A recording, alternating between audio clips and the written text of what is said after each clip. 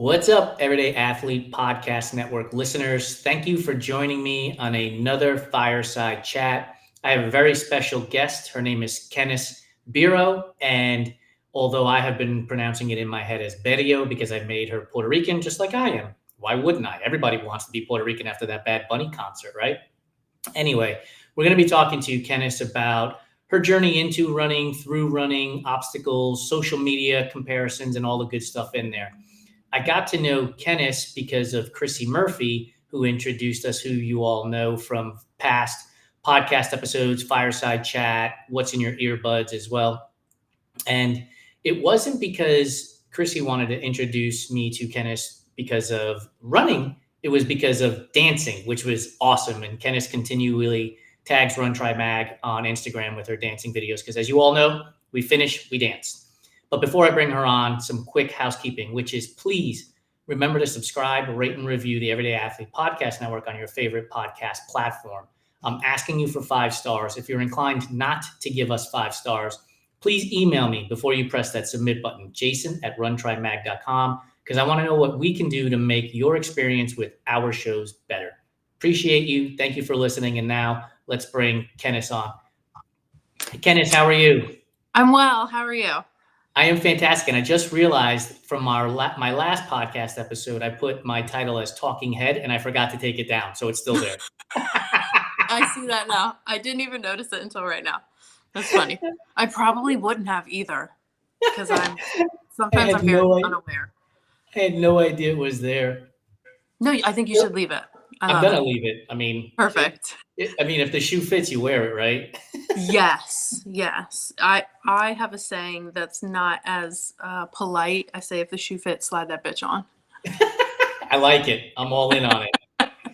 And don't FCC, don't worry. We'll put the explicit. Okay, perfect. I will try to curb it a little bit because I can have a bit of a potty mouth, but I mean, clearly we don't need to break the ice because we're just jumping right into conversation, but we're going to break the ice. You said you kind of cheated a little bit. You're a type A student. You did some research already. So I have to switch up my question now as my icebreaker. Normally it would be pineapple on pizza, yay or nay, but I'm going to change it up to, because autumn is here. Fall, for those of you who don't drink your tea with your pinky up, are you more apple cider or are you more pumpkin spice? I'm going to say off the bat, I do prefer apple cider, but I don't dislike pumpkin spice. All right. We'll go 60-40. 60 apple cider, 40 pumpkin spice. Because honestly, I'm not going to turn down a nice sweet treat ever.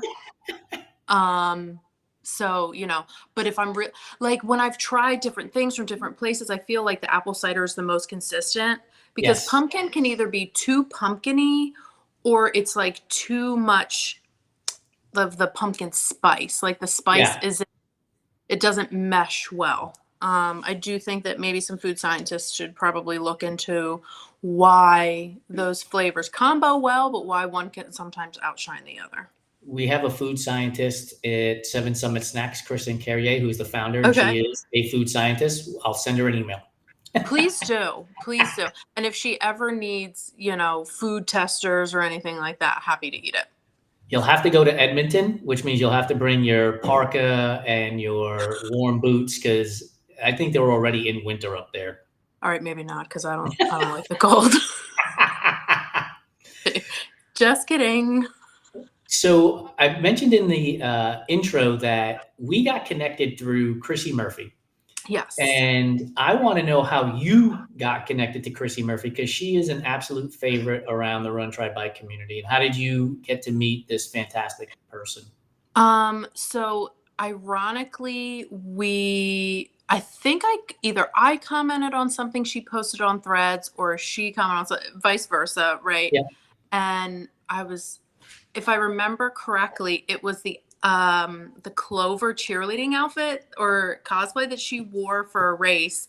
And I was like, first of all, I used to be a cheerleader, so that spoke to my soul. But then also, I love costumes. And then combining that with running, I was like, oh, she's fun. Let me follow her. And then I just continued like liking her stuff or whatever she would post. And I was like, oh, she seems like a pretty chill person. And then we realized that we had a mutual friend also Oh in the no. running community.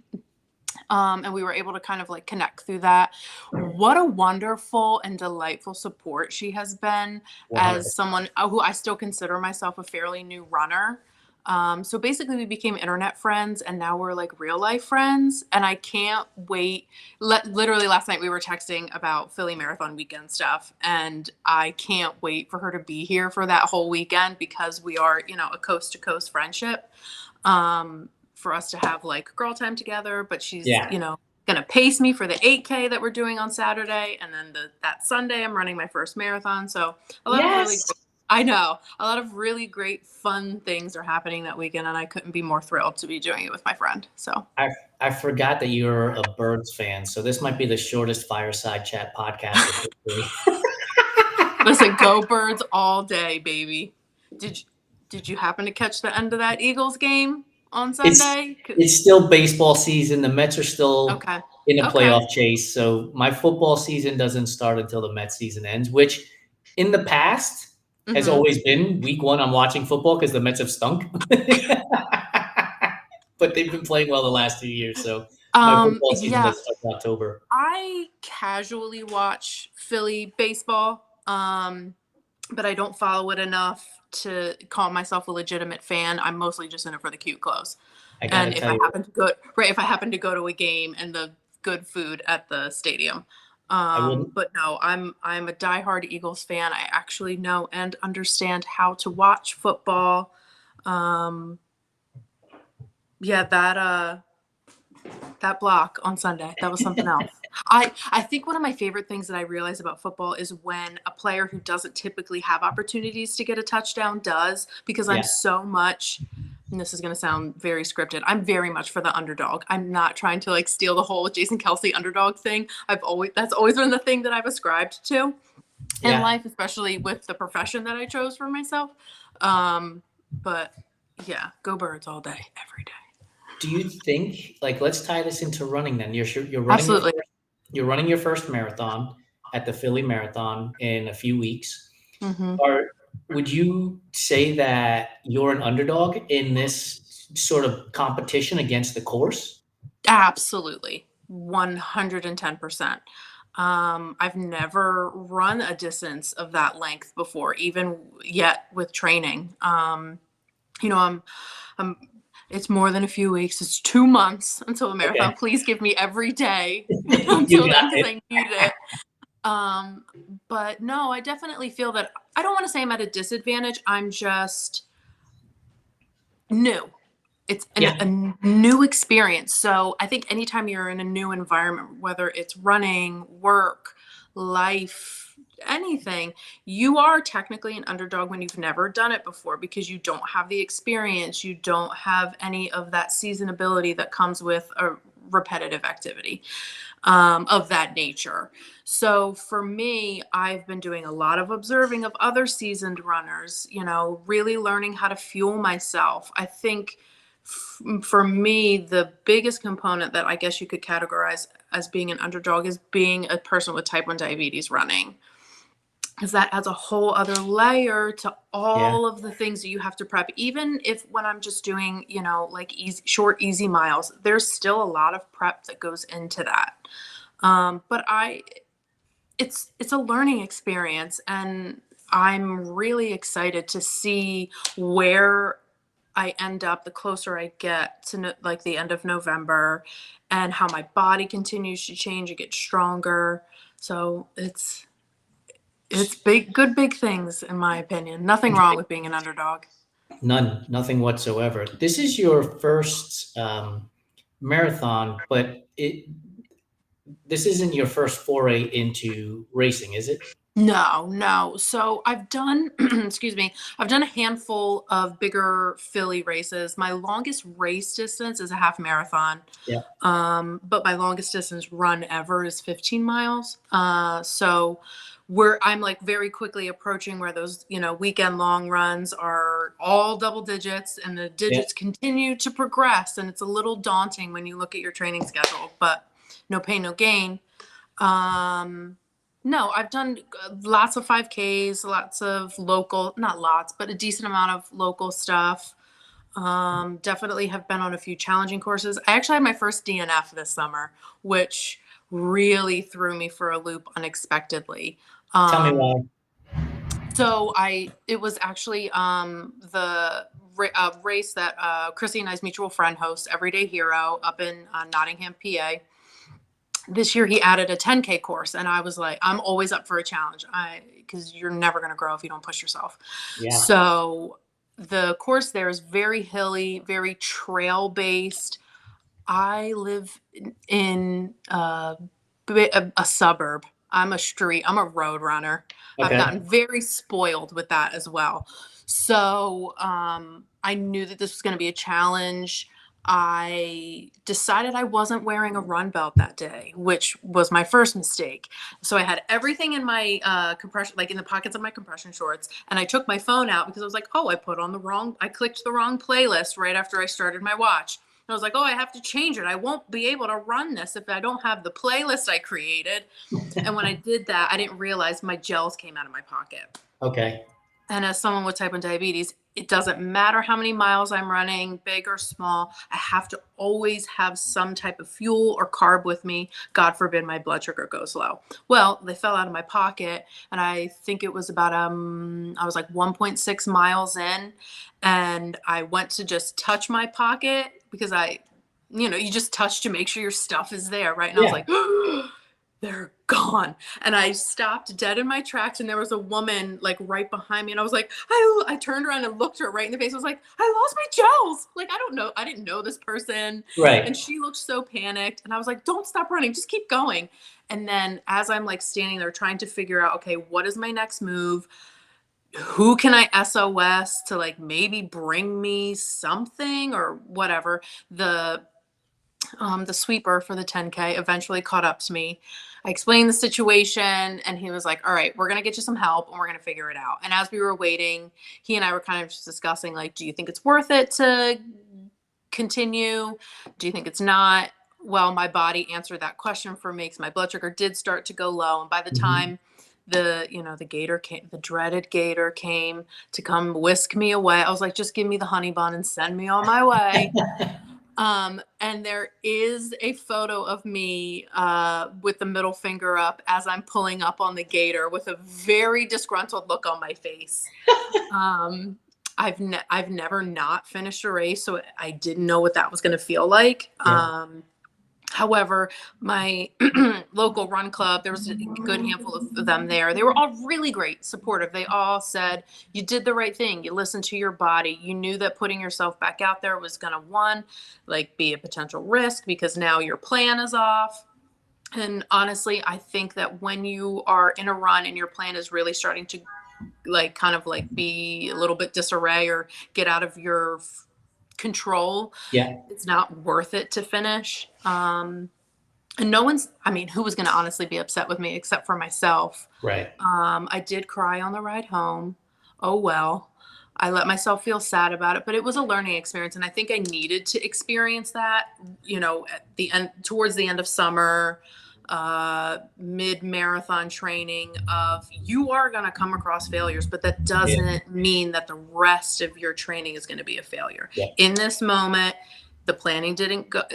Anything could happen when you're out there. And that's the biggest thing I take away from running is that you have to be in the moment to know how to deal with what's happening to you when you're out there. And if things occur that aren't what you wanted, you got to just roll with it. Yeah. And honestly, that has over the last year or so of me just getting into running and all of that has been my biggest takeaway, is learning to be present in the moment. I really struggle a lot with anxiety and worry about scenarios that half the time don't even ever come to fruition. Yeah. But You can't not be in the moment when you're running because, like, where else are you going to be? You know, when you're stuck in your head, that's when you trip and fall, or like you almost get hit by a car or something crazy like that. So, learning how to regulate, like, just my thought process in everyday life it's just been so beneficial to me. I think overall running has just added such a physical release for all of the heavy stuff that you feel in Yeah. life. Um, you Just know, know that you're not the yeah. only one who has cried at their DNF. My first Oh, DNF, I cried as well. That, it's, because you put a lot of effort, you put a lot of right. time, you money into it as Mm-hmm. well. Mm-hmm. And, nobody goes into a race thinking, I can't wait to DNF, right? Correct. Your visions are of finish lines and PRs. They're not of missing Mm-hmm. out on things. And so you're not the first person. But one of the things I wanted to ask you about, do you wear a CGM when you're, yep. It's always on me. And so is that tied to your watch to alert you like, hey, you Yes. need to take a Mm-hmm. gel or something of that nature? Yeah, so basically what will happen is I have presets in there where if my blood sugar goes below a certain level, it starts to alert me so that I can, act quickly, and Yep. do something before it starts to get kind of drastic. And that's what ended up happening. So because it Bluetooths to my watch and my watch is usually connected to my headphones, I hear it in my headphones before I Gotcha. have to, like, because sometimes I don't always feel my watch notify me on stuff. Because I think I've just become a little desensitized to it. Yep. But when I hear the beep, I'm like, okay, have to stop. That is a thing that sometimes I still struggle with, of when my body tells me I have to stop and address the low and kind of like, okay, can I continue to go on or do I need to stop? The CGM, I can't run without it. Yep. Uh, because I can't be out there and not know what my blood sugar is. That's a huge safety risk. Yeah. Another thing that I always try to do when I'm out on just runs in general is a friend or somebody knows that I'm running, Yeah. so that if I run into an issue, I can text someone or call them. Sometimes I'll share, like, my mom lives 5 minutes away from me. So I'll share, if I know she's working from home, I'll share my location with her. Yep. God forbid I needed to come get rescued or anything like that. So help me understand, because Sophie Shunk has written a number of articles for us on type 1 diabetes, because she Mm-hmm. has type 1 diabetes. She's written about race strategies and eating, and it's one thing to read about it, but I'd love, for me, I'm more of an audio learner. And Mm-hmm. so take me through what a process is like for you for a half marathon race, for a 15K, 10K, whatever it is, when you have to plan out taking gels, Mm-hmm. taking, electrolyte drink, whatever that is. Like, do you have pen and paper, or like, how do you plot all this out to make sure that you don't run into a scenario where Right. you get into trouble? Well, as I'm getting into, like, longer mile training, I'm still very much in the learning phase of how my body is going to be. If so, I have 13 miles scheduled for Saturday, Okay. and I actually have been kind of like thinking about it. So my plan for this weekend is Friday night, I need to make sure that I eat a balanced meal, that I'm hydrated. I have made the decision that for the next 2 months, no alcohol or anything like that, because I just want to let my body really focus heavy on hydration right now, because that is an area that I do struggle with. I always make sure that I have gels with me. I do usually try to have some kind of like energy chew that's on a higher carb side, so that if I am struggling to, like, keep my blood sugar at a certain level, I have something higher carb based that I know will give me that boost. Okay. There are times where I do have to take walk breaks, because if I'm continuing to, like, move my body and do an activity that does inadvertently lower my blood sugar, sometimes I have to stop and walk a little bit so she, meaning the blood sugar, can catch up to the activity that I'm doing. And Do you have a name for her? I have noticed over time that the walk breaks are fewer, because I'm understanding how my body feels when that's happening, and I know kind of like, all right, these are your limits. This is when you can still push a little bit. I my blood sugar does typically drop pretty fast the second I'm like done a Yeah. run or race. So always having food or fuel right after is great.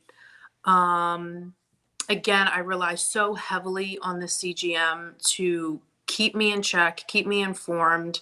I do have people that follow the app that I use for this as well, so that if they see that something's going on and I haven't alerted them that, like, hey, I see my blood sugar's low, I'm handling it, I have a big safety net with all of that. And I'm really grateful that I've been able to curate that, because I don't think that I would be able to engage in such a high endurance activity if I didn't have that. You gave me a couple of different thoughts right there too, right? Mhm. Like for those of us who don't have type 1, I put on my running shoes and I go, right? Like I don't Mhm. really have a lot to think about. Running Yep. shoes, and I go, and then I started to think about like for you, even if you're a 30-minute run, like you've got to plan out a lot of things and Yes. then you've got to send messages to people to let them know I'm going for a run. Mhm. And like, does that make it harder for you to go out for a run sometimes when you're like, I Yeah. gotta, yeah, right? Yeah, so it definitely makes it hard when I want to do those early morning runs, not because of letting people know that I'm doing it. It's the prep that I have to do for my body Yeah. physically. So like I can't run without coffee. Like I just can't do it. It's not for me. I don't know how.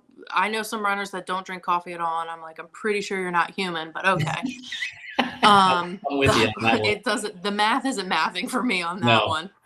Uh, so typically, how any length of run, this is what my prep is. It's getting myself dressed, and during that getting dressed ready process, I'm usually starting to listen to a little music, so I don't just we finish, we dance. It's also the warm up is dancing as well. Yeah. So just kind of like getting myself in a really positive mood. Obviously I'm checking to see where my blood sugar is. Do I need to turn my pump off? I usually turn my insulin pump off anywhere between 15 to 20 minutes before I start a run. That way, it's not giving me any more insulin while I'm super active, which would inadvertently make my blood sugar low a lot faster. So I typically will put that in exercise mode, which is fun to do. I've never in my life really been a big exerciser, so that's cool. Um, Again, based on where my blood sugar is, I'll if I need carbs, it's usually a banana, maybe half a bagel, a couple granola bars, depending on the amount of carbs I need. If not, it's usually my food consumption prior to that is something pretty small. I have a difficult time running with food in me. Okay. And then it's just as I'm going, usually I will check in, maybe like a quarter of a mile, half mile in. All right, that's where my blood sugar is. And then as I'm continuing to go, it's just checking to see where I'm at, and then I gauge what I need to do. But mostly the prep involved is, how do I feel? Is my blood sugar good enough for me to go out there and do this? Is it really humid? Because humidity will make me drop real fast. Oh, okay. So annoying. It's so like today I was gonna go out and run, and I was like, you know what? It's kind of like devil's asshole out here, so maybe not. We can do this tomorrow. I will gladly run in the rain tomorrow. I'd rather. And then do like at right before I'm about to go out, headphones in, lock in. Like, okay, do you feel good? Are you ready to go? Are you confident? Okay, let's go and do it. I don't ever run without gels. Never, ever. I've made that mistake a few too many times early Yeah. on. Learned my lesson very quickly. There's Here- nothing scarier than being out like in the middle of nowhere, or like here- you have to go knock on a stranger's house with like a juice box or something. right. Like here's the thing that I find like is the one of the weirdest flexes in everyday athlete runners. Hmm. Like I did this without nutrition. I did this without liquids. And I'm like, I've been dehydrated before and it absolutely sucks. Like, I don't Yeah. know why you would flex that bicep on that. It is also like a in my mind. Listen, if somebody wants to be wild in that way, feel free, but you won't catch me. It's gonna be a no for me, dog. But Um, the thing that you have to do afterwards now for the overcompensation of right, being right. dehydrated or being undernourished, makes no sense to me. Like, well, I feel like there's so much more recovery involved when yes, you are dehydrated. Why not just keep yourself in a place of like moderate hydration on a regular basis so that if you want to go be out there, not carrying liquids or whatever, you kind of can do it. But you're I you're don't get it. I don't get it, but you're a type A student, you said. That's how you Hmm. told me in the green room. So do you have your Excel spreadsheet on Matt Smith's water bottle carrying and liquid consumption for all his runs on Strava? I do not. I do Right? not. Like, who are you impressing, dude? I don't get it, right? Like, nobody's tracking your shit. Fucking No. put the I water think bottle the in your hand and run. Yeah, I think the most that I do in regards to being just very like anal retentive about certain things is I like the routine that I have in my Right. like pre-run prep. I really enjoy like getting myself into a good headspace with the music that I'm listening to. I don't know how people run without music. I have too many scary thoughts in my head. I don't need to hear them. And I also don't need to hear myself like breathing like I'm having you know, my heart is about to stop. I don't Ugh. listen to music when I run, for the Yeah, most I part. just, no, I can't do it. I Shameless just can't. shameless plug, H2O Audio, who you have a Okay. discount for in the Everyday Athlete Clubhouse.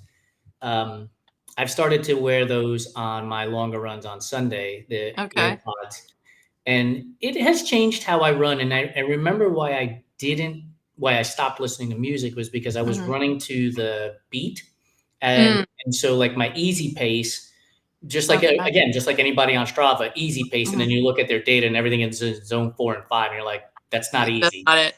right? You're doing it wrong. Anyway, I realized like in my heart, I was going too hard because I was listening to the music because like you, Hmm. I hear music, I'm dancing. Like I Correct. can't not just sit there and pretend like I don't hear it. But what I've noticed in the last couple of long runs is the music fades to the back now. Hmm. And maybe that's just a maturity and an experience in knowing Possibly. my body as I'm running. Like, all right, this is a little too hard. Slow down and Hmm. catch up. But yeah, for it probably been 12 years since the last time I listened to music on a run of any sort. 12 years is a long time. That is a lot of years of thinking. I mean, I'm already so anxious all the time as it is. I can't overthink when I'm running. I will say that I have really tried to tailor what kind of music I'm listening to when I'm running to match my mental headspace, right? So that Yeah. I can stay fully engaged with where I'm at. So let's say I'm just going out for, quick little 5K, get some stuff in. I'm just going to listen to happy things that are just going to keep me going. If it's a little longer, usually the music is or lyrics are kind of like related to working hard and pushing yourself or overcoming something, things to continue to Yeah. motivate me. I definitely can't listen to anything sad when I'm Oh my running goodness. About because, well, that's the other thing is that I find that usually once I'm like 4 to 5 miles in, that's when I'm mentally like I'm still aware of my surroundings, but I can kind of mentally start to check out a little bit. yeah. And that's when I'm I'm physically releasing the heavy stuff starts to happen. So I let the music just like you said, you just kind of let it fade into the back, and then every once in a while, like a fun lyrical pop up, and I sing and run. I don't care who hears me. Like Good for you.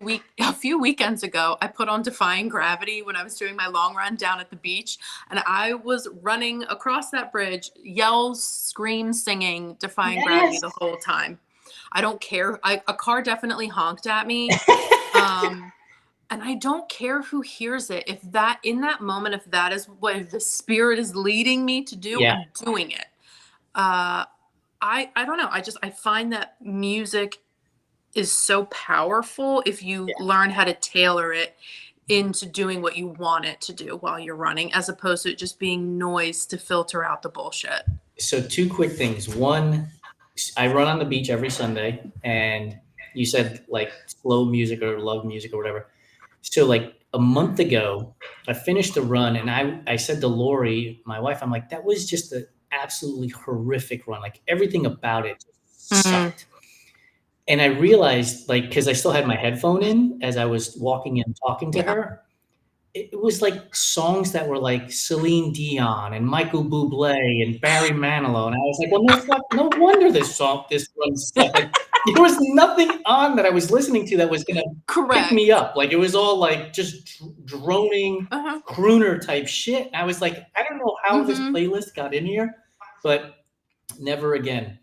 And you just reminded me. So you've listened to our What's in Your Earbuds podcast. Chrissy has been on it. Mm-hmm. For the last 2 episodes, we have had so many people chiming in on our live broadcast of it that we actually now have a phone number for What's in Your Earbuds for people to call in with their song recommendations. So breaking Okay. news. The phone number is Yeah, I'm gonna do 424 that. 235 0132. Drop in your songs that you're listening to while you run, and we'll give you a shout out on our What's in Your Earbuds podcast when we do it. Because to your point, music is powerful, and it does help move us. Mm-hmm. Oftentimes it centers us. Oftentimes it lets us get Yeah. connected to the world around us at the same time.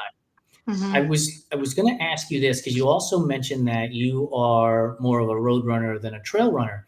With having to deal with your blood sugar and your levels fluctuating on runs, do you plot out the way cyclists do, swinging by a bodega, swinging by a 7-Eleven? Like, are Mm-hmm. you looking at a route prior to and being like, Yeah. okay, I know there's a store here? Not always a store, but I'm just gonna say like a safe spot for me to either, if I gotta stop, check out, bathroom, if I need emergency stuff, whatever. I do try to, like, if I'm running like locally, if it's not, I've gone to another destination to go run. Especially for long runs, I definitely try to make sure I run past. Oh my god, I can't talk. I run past a Wawa. Plug for Wawa. Okay. Oh, Philly never change. Definitely, definitely a Philly South Jersey Delco thing. Wawa has saved me on more times than I can count. And you have to know which, because there's most Wawas have bathrooms, but there's those few old school ones that Yeah. don't. And I've figured out which ones will let me use the employee bathroom because I've gone enough Look at times, you. and which ones won't. Are you flashing your first I 100 members card now when you go to those Wawas and be like, I'm gonna need to put it in my run belt and have it like be a permanent fixture in there, so I can be like, excuse me, I have my black card. I need to use your restroom. Or I'm shitting outside. Whatever you your want. choice? Yeah, right. So the one really nice thing about my mom living so close is that I can plan for me to be near her home, usually at the midpoint of whatever my run is, and I have one single key that stays in the tiny pouch on my run belt, so that if I do need an emergency, I have a place, and it's a familiar potty. And if I were to actually, God, I haven't shit myself on a run yet, and I'm praying that I never Okay, do. just I You gotta tell know, you this.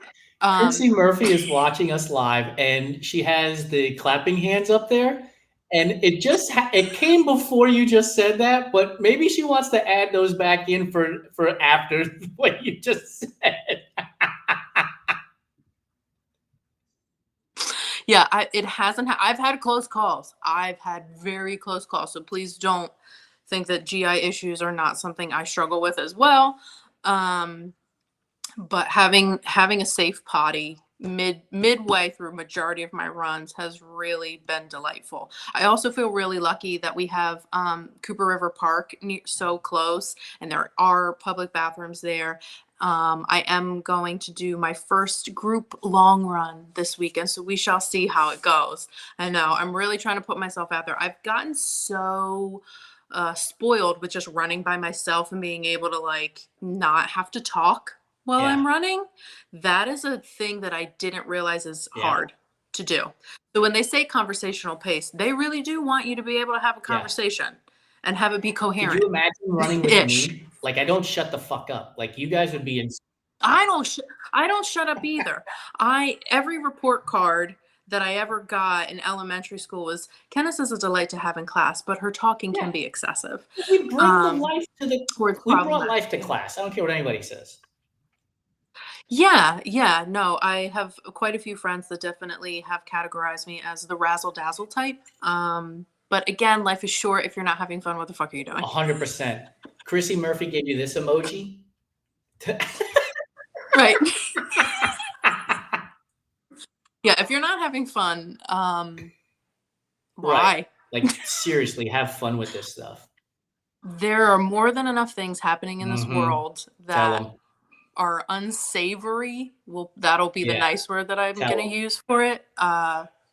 That you again, it's another thing where you have to like mentally curate your headspace and you just have right now you just have to fight to like keep Yeah, yourself there because you open your phone, scroll through anything, and it's yeah.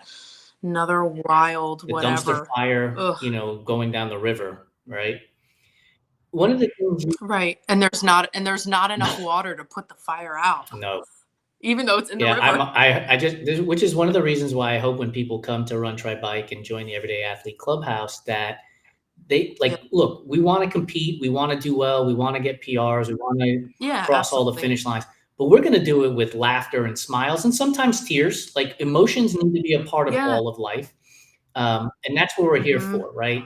If you're coming to hang out with us and the conversation you're having day in and day out is pace, distance, like, Mhm.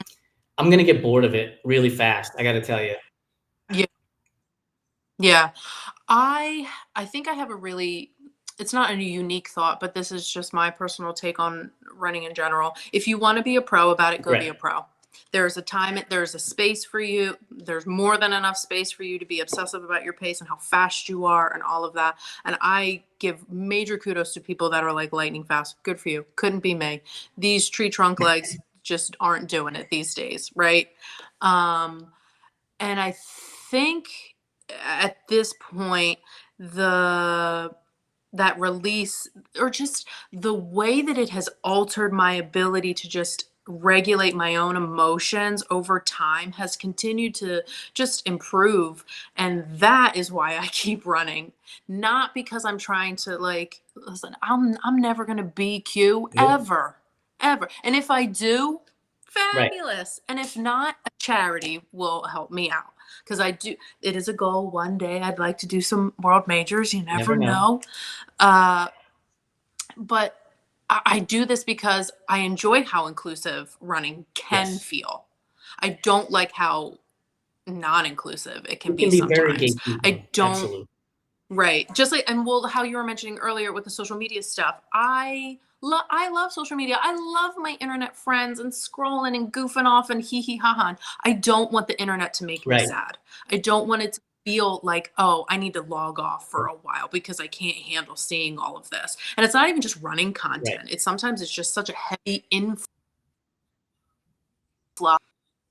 everyone trying to be performative all the time. yeah, So, there's a time and a space for that, right? Like if you're trying to put content out to make your money and so on and so forth. All right, that's cool. But if that is how you are engaging with the world 24/7, where does your authenticity come into play? When is the real it's you gotta be exhausting. get to have a voice and express yourself and all of that, where you're not constantly under a filter of just keep it real.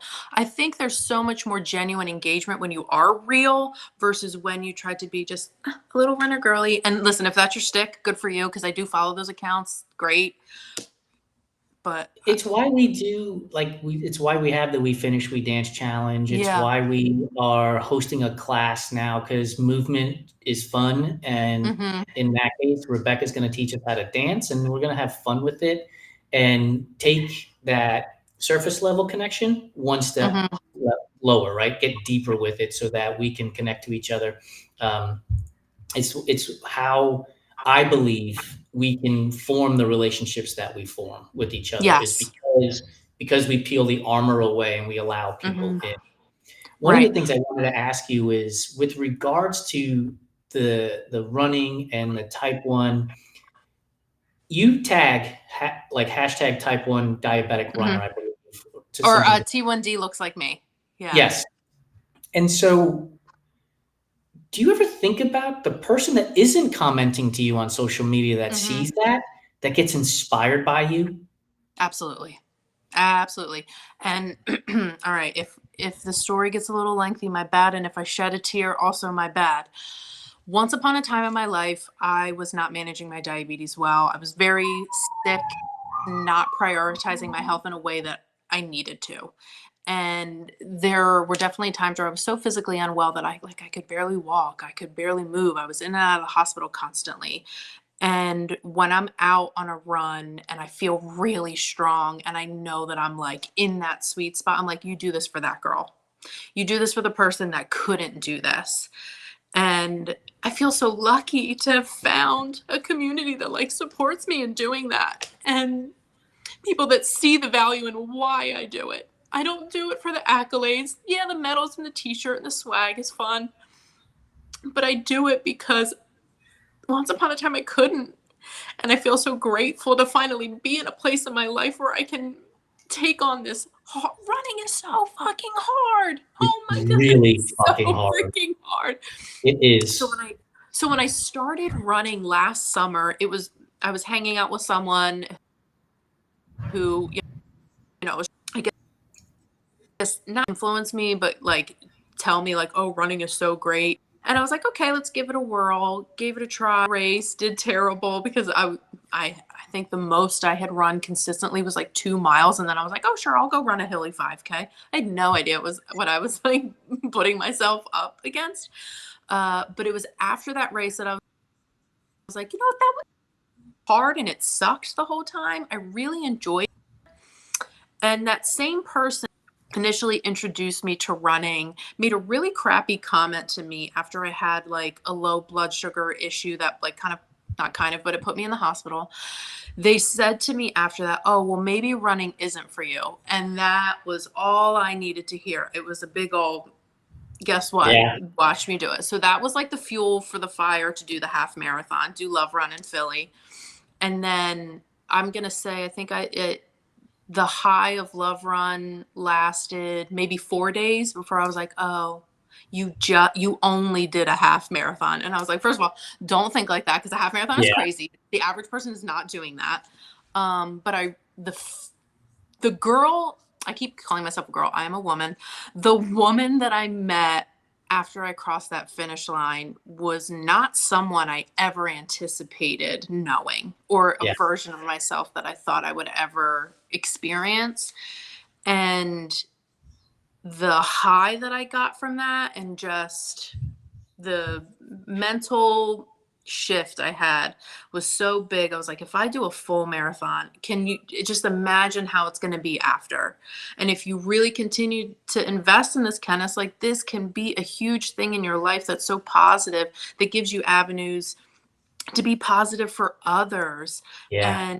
And, maybe really get this whole diabetes thing in a more positive light as just really an everyday athlete. I'm not trying to get like a Nike sponsor or anything crazy like that. I would just like to maybe have some organizations that work with type 1s to be like, hey, this is a regular person that has the same struggles that you are, but she's going out and she's defying the odds of what so many people think this disease can limit me to. And that's why I always try to put that hashtag in there, because I never know who's That's gonna it. see it, because I am just an average person doing this hard thing and continuing to show up for myself, even on the days when I don't want to run or I feel crappy or I feel like I'm injured or whatever. You have to just keep showing up for yourself, because you never know who's watching you, especially if you're going to like make social media a part of this. Yeah. And so often I still will find myself getting dismayed when I see like the cute run accounts where the outfits are so perfect and the paces are so amazing and they have all of these little cutesy girls and it's mile 1, mile 2, mile 3. And that's fine if you want to do that, because like obviously I'm consuming the content, but that's not the only way to do it. There are Yeah. so many Sure. ways to engage in all of this and have it be a beautiful experience for you. And however you make that happen for you, that's what makes you an everyday athlete, in my opinion.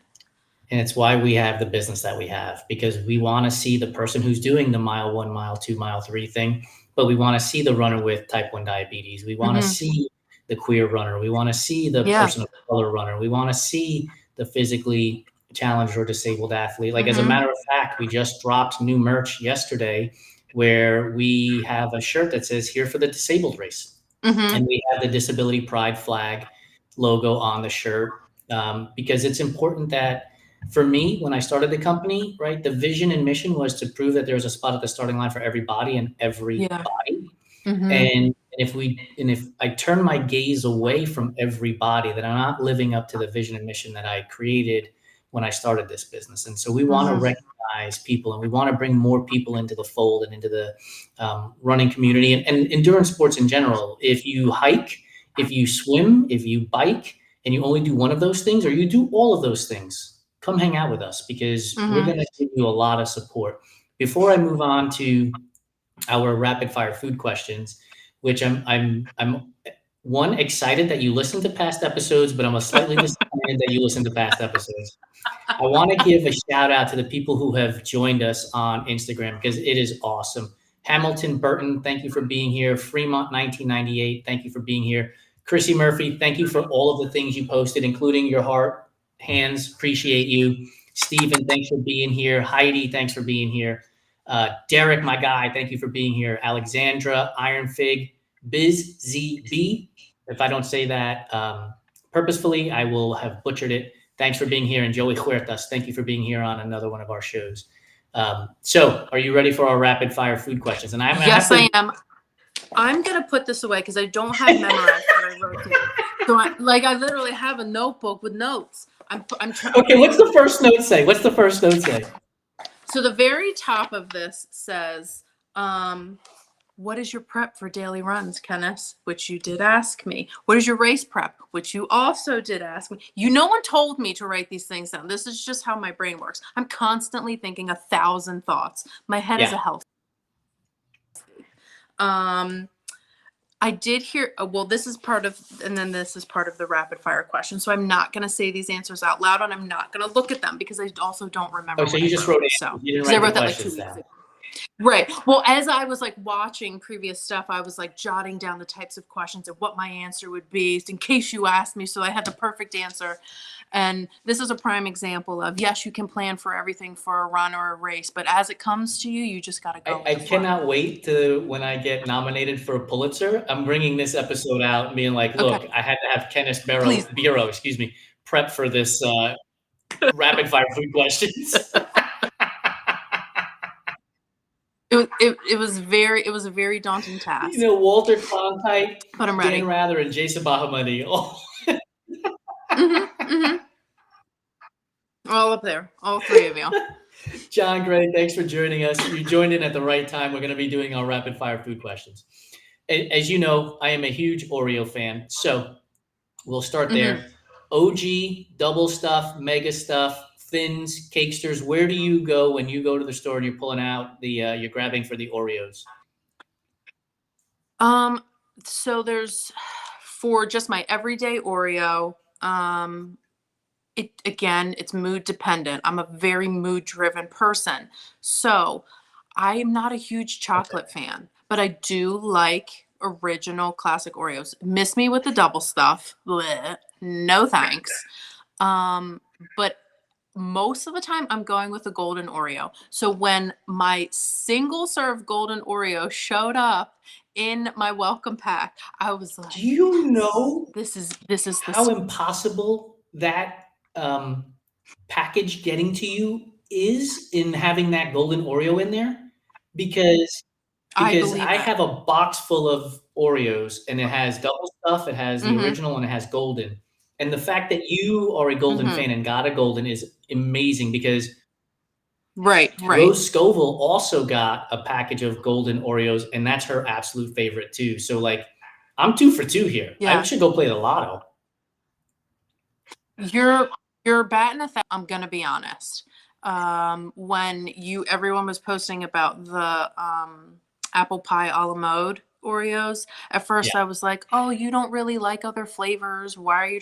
Nope. Went and got it, and I think I shared maybe 3 out of that entire pack, and mostly so that I could have the person I was sharing it with be like, "You need like I need to put you on to this Oreo. It's that good." And I did do a thing where I put a singular Oreo in the bottom of a coffee cup, put a couple drops of milk on it, warmed it up in the microwave for like 45 seconds, and then put a scoop of ice cream on it. Ooh. Yeah, it was chef's kiss. My guy Tommy, who I had on here, who is a huge Oreo fan. I thought I was a big Oreo fan. He Okay. trounces me. He has like exclusive packages of Oreos that they were Oh. selling, like uber limited edition, that he has not even opened because he wants Oh. to save the pack. Like, blows my mind. But he did the apple pie a la mode Mhm. and made it apple pie a la mode with ice cream, and he said it was phenomenal. It Now I've tried. So I have a friend of mine. She's really into trying all of like the goofy flavors that Oreo comes out with, and there's been a few where I'm like, why would anyone consume this? This is disgusting. Like they're like, I get it, Oreo. You're trying to make money, but that wasn't it.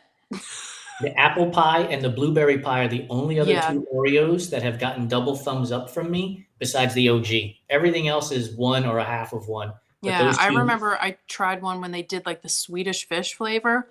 Yeah. Ugh, I was like, why? They're just doing shit to do it. Not You girl, baby girl. What is you doing?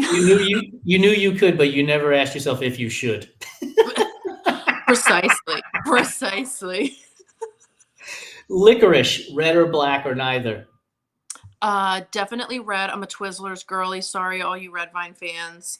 I think as I've gotten older, I've been more interested in black licorice now that my taste buds have evolved. It's not my go-to, but I'm not going to say no to it. I don't love it, but I don't hate it either. With It's the just kind of Twizzlers, do there. you cut off the ends, then use it as a straw? I like the pull and peel ones better Okay.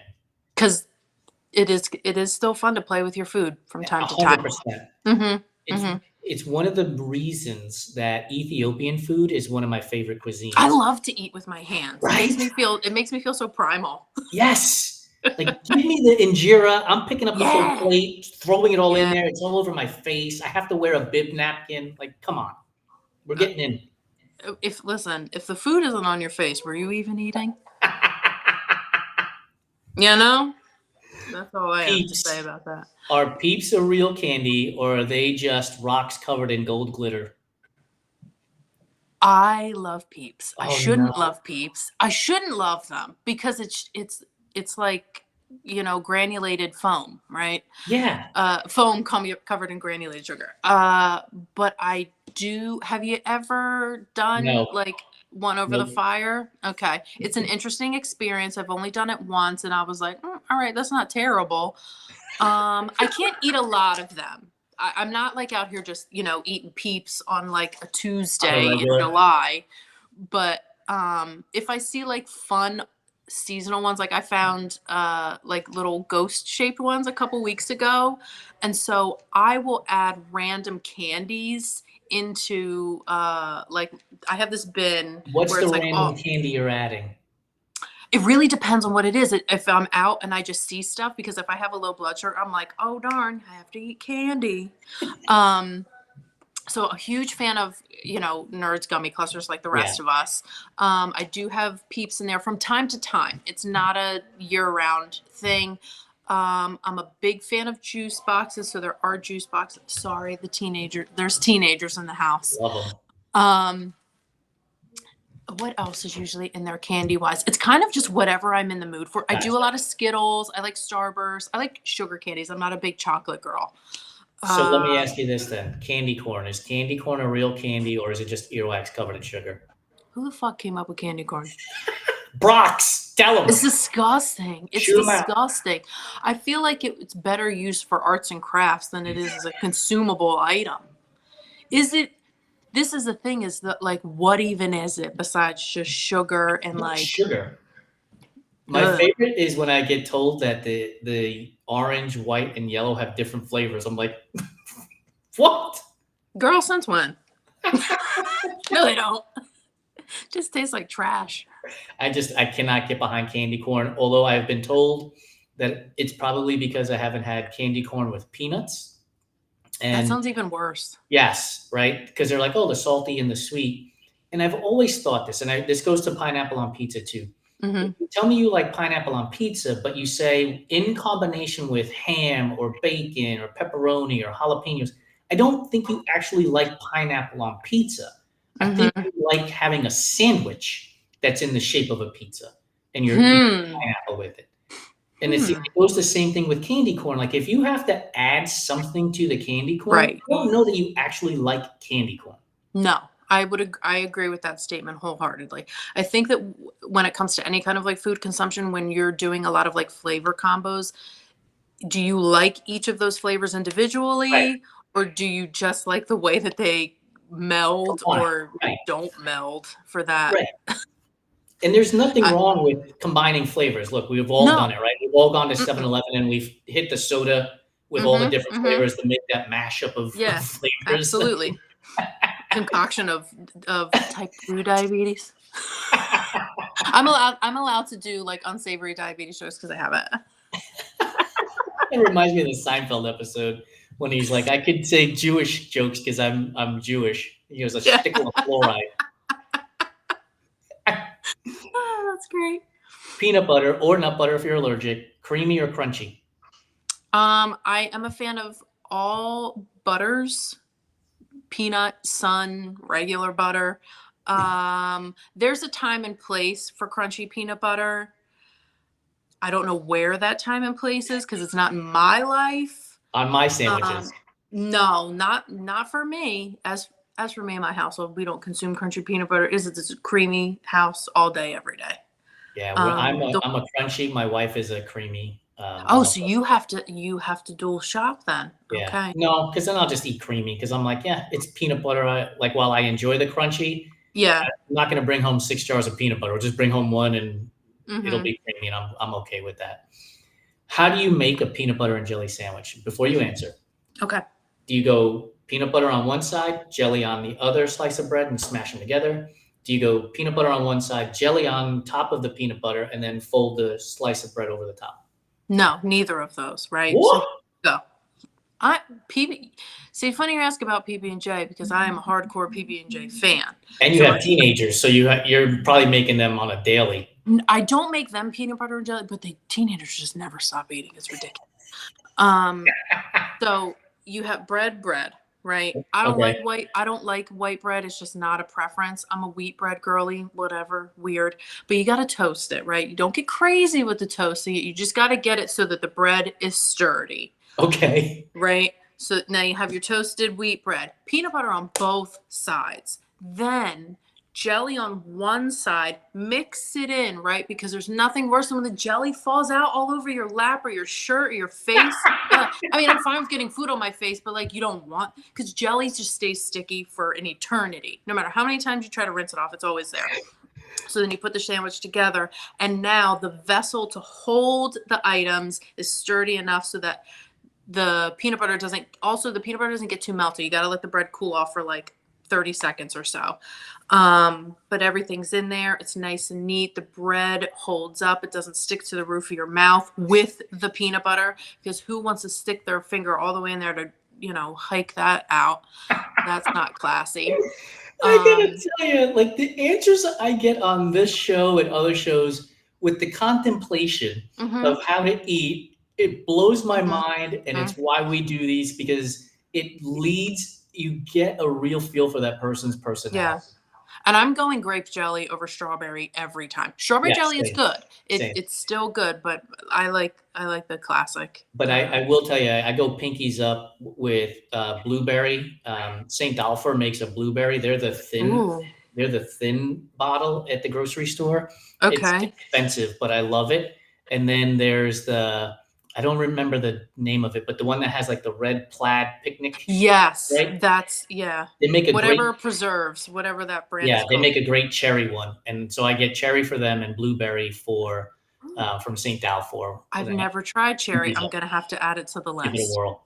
All right, Okay. so every person has been to a grandma's house, an aunt's house, somebody older's Mm-hmm. house whose candy bowl has butterscotch, has a caramel, has the strawberry that's in the strawberry Mm-hmm. wrapper that has like the liquid in it, and Mm-hmm. then also has the swirled peppermint. Which one are you taking out of that bowl? What am I taking? Yeah, you only get one choice.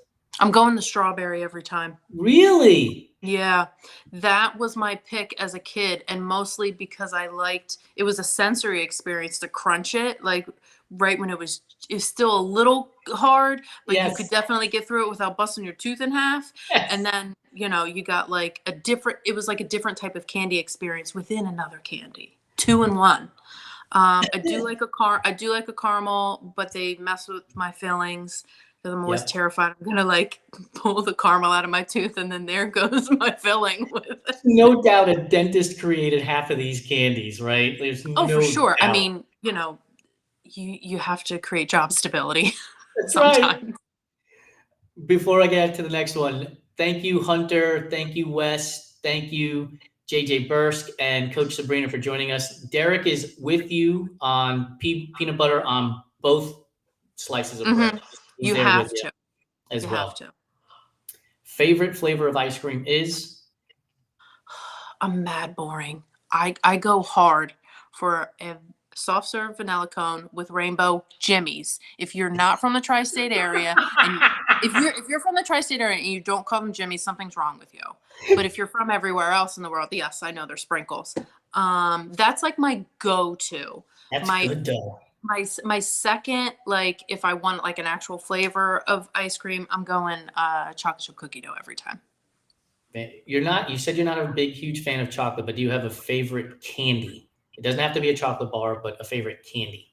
Which ironically is Reese cups or Reese's cups. After Reese's. I was just like, I don't like chocolate, but I'm like, It's the uh, peanut butter.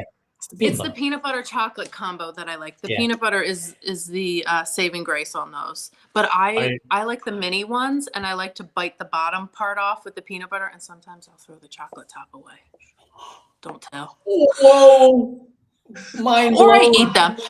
Or I eat them, but most of the time I throw them away. I know. Straight to hell. Straight to the pits of hell for Wow. that one. Straight to the pits of hell. Are you excited for the jack-o'-lantern Reese's to be coming out here soon? They're I coming out am. already.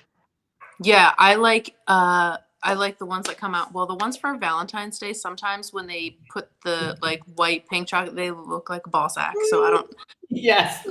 they didn't really do a lot of like field testing with that one because I'm sure at least one consumer would have said these look like nuts. I mean, I would have straight out of the gate. Be like, these look like old ball sack, but whatever. But I do like those because they're fun and they always have more of the Reese's peanut butter in them than It the makes regular total ones. sense. I don't like the Reese's peanut butter and jelly ones. They're disgusting. No, I've never tried those. That just seems like wrong. Sometimes you can make a good thing with the random collabs, right? But then Yeah, sometimes it's just too much. too much. Too much. All right, two more questions for you. Is red velvet cake a real flavor, or is it just chocolate cake dressed up to go to the prom? I'm going with the second one because I know that it is just chocolate cake with red dye. Yeah. Because I've made it.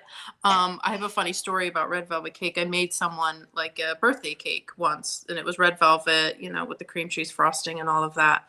And this person decided that they were, everyone got their little slice, and then there was the leftovers. Well, they decided that they were going to eat the remainder of the cake in one sitting, and then not to be gross and TMI, but they thought they were shitting blood because there was so much red dye in it that when they pooped out the cake, they thought they were bleeding from their asshole. Call 911. Nope, it was just the cake. Nope, just cake. Yeah. Last question for you. A tray of brownies has come out of the oven. It's been cooling it long enough that you can now take a fork or knife to it without ruining it. Are you going corner? Are you going edge? Or are you going into the middle for the ooey gooey? I'm greedy and I'm going to go corner and middle. Because if I made the brownies, I'm getting two. That's why they invented insulin, so I can eat whatever the hell I want. Now, do you put like pecans or walnuts? Do you prefer either or? No nuts No on a nuts? brownie. Ugh. I put nuts in other food, but like on a brownie, it makes me think that I'm trying to make it healthy, and there's nothing healthy about a brownie, right? So again, big chocolate peanut butter fan. I like to do a little drizzle on there. Now I have been known to melt peanut butter and then mix it into the Oh, yeah. brownie, add some kind of like candy or marshmallow topping if you're getting fun. Maybe a little Nutella in Ooh. there, or if you really want to get fancy, I make my fake cosmic brownies. There's no drugs in them, because I did have someone ask me, what kind of cosmic are we talking here? And I was like, no, these are just regular, like fun.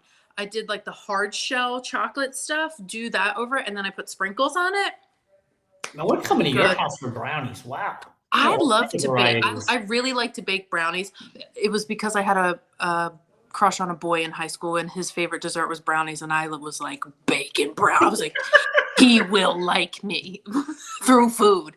And then I realized very quickly that I sounded like a psycho, and I stopped baking them. You're a coffee fan, you said. Yes. And so here's my recommendation to you. The next time you make brownies, plain brownies, Mm-hmm. put a little piece in the bottom of a coffee mug Oh, and okay. put coffee ice cream over top. And Yeah. then this way, as the coffee melts into the brownie and you're scooping it up, you end up with Oh, like a wow. mocha. Yeah, that sounds delightful. Yeah. You know what? That is gonna be my post-run treat. Yes. Sad. Amongst a lot of other food probably, but Yeah. I will make sure that I film a little content, and I'll give you a review. Yeah. And we better be tagged so that we could share the celebration with your Always, finish line at the always, first marathon. always, always, always. You've been a blast. Thank you so much for your time. I really enjoyed this talk, getting to know you a little bit more. And we will absolutely be rooting and cheering you on over the next 2 months, not shorting your time, Still 2 months of training left. over the next 2 months until you get to that starting line and you get to enjoy your time on the course with Chrissy, which is going to be magical. Yes, it will. I'm so looking forward to it. I've got a lot of friends and family that are coming out, trying to plan a little, post finish line gathering so everyone can either carry me or drag me somewhere after. Because 2 months without a single glass of wine is a very long time in my life.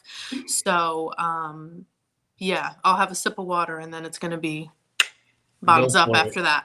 Well, cause to celebrate. Yeah, of course. I appreciate you. Thank you so much. Thank you so much, Jason. It was See really you nice soon. chatting with you today. See you soon. For those of you who stuck around with us for the last hour or so, thank you so much. I am a big believer that time is the greatest gift that we can give to each other, and you've given me the gift of your time. So thank you so much. Be sure to subscribe, rate, and review the Everyday Athlete Podcast Network on your favorite podcast platform, and we'll see you next week on the next Fireside Chat.